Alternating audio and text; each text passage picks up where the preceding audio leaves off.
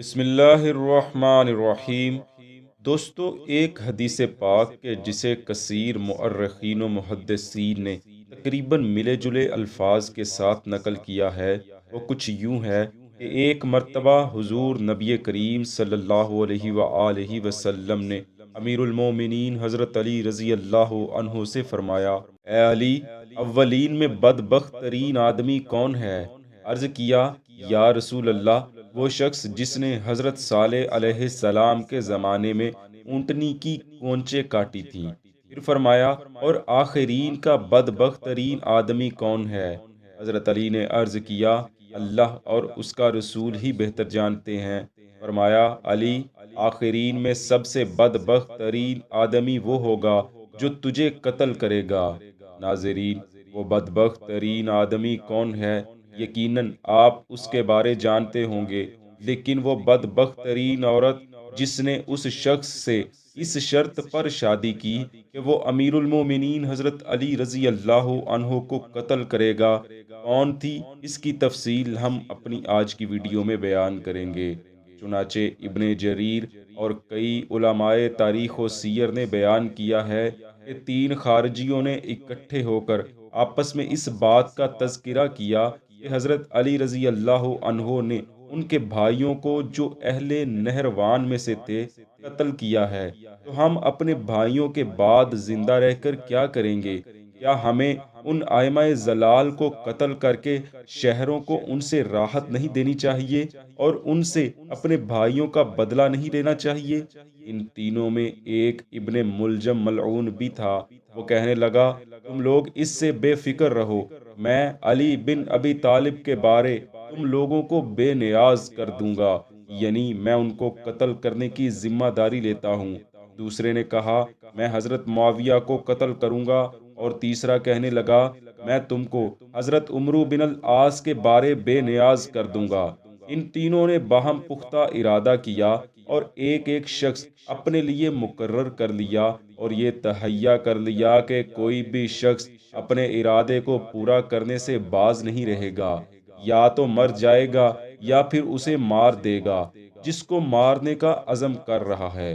یہ میٹنگ ماہ رجب میں ہوئی اور حملے کا دن 17 رمضان مقرر کر کے یہ تینوں ایک دوسرے سے جدا ہو گئے۔ ابن ملجم وہاں سے نکلا اور کوفہ چلا گیا۔ کسی کو کچھ خبر نہ تھی کہ ابن ملجم کیا ارادہ رکھتا ہے۔ وہ لوگوں میں اٹھتا بیٹھتا اور ان سے گفتگو کرتا، لیکن کسی کو اپنے ارادے کے بارے میں نہ بتاتا، حتیٰ کہ اس کے خارجی ساتھی بھی اس کے ارادے سے نا واقف تھے۔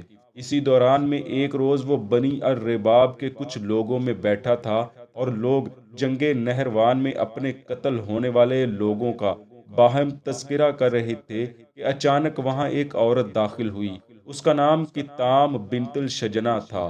وہ نہایت حسین اور اپنے حسن و جمال کی وجہ سے مشہور تھی۔ اس کی شہرت اس لیے بھی تھی کہ اس نے عبادت کے لیے خود کو جامع مسجد میں علیحدہ کر رکھا تھا، یعنی وہ لوگوں میں اپنے حسن کے ساتھ ساتھ عبادت کی وجہ سے بھی کافی معزز سمجھی جاتی تھی۔ در حقیقت وہ بھی خارج میں سے ہی تھی۔ جنگ نہروان میں اس کا باپ اور بھائی امیر المومنین حضرت علی رضی اللہ تعالی عنہ کے لشکر کے ہاتھوں قتل ہو چکے تھے۔ ابن ملجم نے جیسے ہی کتام کو دیکھا تو اس نے جیسے اس کی عقل سلب کر لی۔ وہ جس کام کے لیے آیا تھا اسے یکسر بھول گیا اور اس کے حسن پر فریفتہ ہو کر رہ گیا۔ جیسے ہی یہ محفل برخاست ہوئی تو ابن ملجم نے کتام کو پیغام نکاح بھیج دیا۔ کتام نے پیغام نکاح قبول تو کر لیا، لیکن اس کے لیے بطور حق مہر 4 شرائط رکھی۔ وہ کہنے لگی: مجھے بطور حق مہر 3000 درہم، ایک خادم اور ایک کنیز بطور حق مہر چاہیے، اور ان کے علاوہ سب سے اہم یہ کہ تم میرے لیے علی بن ابی طالب کو قتل کرو گے۔ ابن ملجم کہنے لگا: میں تمہارے لیے یہ سب کچھ کروں گا، اور قسم بخدا میں اس شہر میں آیا ہی صرف اس لیے ہوں کہ علی کو قتل کر دوں۔ جب کتام کو ابن ملجم کے ارادے معلوم ہوئے تو وہ اس سے نکاح کرنے پر رضامند ہو گئی۔ منقول ہے کہ ابن ملجم شادی کی رات جب کتام کو کمرے میں لے کر داخل ہو گیا تو کتام ابن ملجم کو حضرت علی کے قتل پر اکساتی رہی۔ حتیٰ کہ ابن ملجم اپنے اس غلیظ منصوبے کی تکمیل کے لیے مزید پختہ ہو گیا۔ یہ بھی بیان کیا جاتا ہے کہ کتام نے ابن ملجم کو اپنی قوم تمیم الرباب سے وردان نامی ایک شخص بھی سونپا تھا، جو خاص طور پر اس قتل کے منصوبے میں ابن ملجم کی مدد کے لیے تھا، لیکن ابن ملجم نے اس کو مناسب خیال نہ کیا اور ایک اور شخص جسے شبیب بن نجدہ خارجی کہا جاتا ہے وہ اپنے ساتھ ملا لیا۔ مختصراً یہ کہ ابن ملجم نے عین مقررہ دن پر امیر المومنین حضرت علی کرم اللہ تعالی وجہہ الکریم پر حملہ کیا اور آپ کو شدید زخمی کر دیا۔ ابن ملجم کا ایک ساتھی حملے کے دوران ہی قتل کر دیا گیا، جبکہ ابن ملجم ملعون کو زندہ ہی گرفتار کر کے حضرت علی کے سامنے پیش کر دیا گیا۔ آپ نے اس سے فرمایا، اے دشمن خدا، کیا میں نے تم سے حسن سلوک نہیں کیا؟ وہ کہنے لگا، بے شک۔ پھر فرمایا، تجھے اس کام پر کس بات نے امادہ کیا؟ وہ بدبخت کہنے لگا، میں نے اسے یعنی تلوار کو 40 روز تک تیز کیا اور اللہ سے دعا کی میں اس سے اس امت کے بدترین آدمی کو قتل کروں گا۔ آپ نے فرمایا، اے ملعون، میں بھی تجھے اس سے مقتول دیکھتا ہوں اور تجھے اللہ کی مخلوق کا بدترین آدمی پاتا ہوں۔ پھر اپنے بیٹوں سے فرمایا، اگر میں مر جاؤں تو تم لوگ اسے قتل کر دینا، اور اگر میں زندہ رہا تو میں اس کا معاملہ بہتر جانتا ہوں۔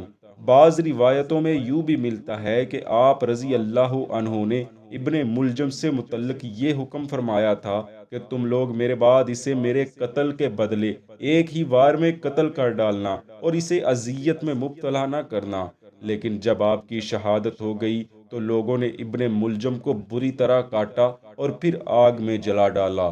دوستو، کثیر روایات میں ابن ملجم کی بدبخت بیوی کتام بنت الشجنہ کا یہاں تک تو ذکر ملتا ہے کہ اس نے ابن ملجم سے اس شرط پر شادی کی تھی کہ وہ امیر المومنین حضرت سیدنا علی المرتضیٰ رضی اللہ عنہ کو قتل کرے گا، لیکن جب ابن ملجم نے ان کو شہید کر دیا اور خود بھی اپنے عبرتناک انجام کو پہنچ گیا تو اس کی بیوی کتام کے ساتھ کیا معاملہ پیش آیا؟